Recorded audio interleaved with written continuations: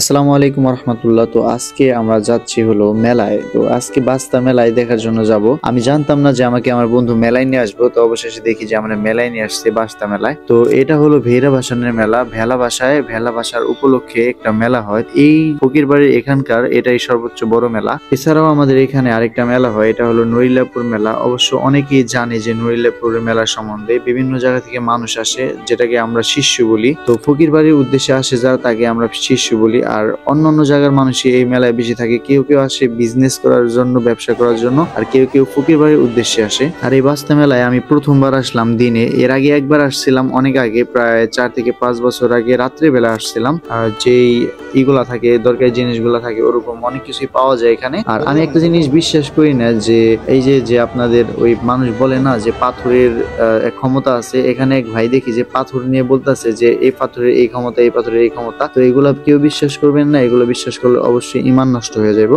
আজকের মতো ভিডিওটা এ পর্যন্তই। আল্লাহ সবাইকে ভালো রাখুক। আসসালামু আলাইকুম রহমতুল্লাহ।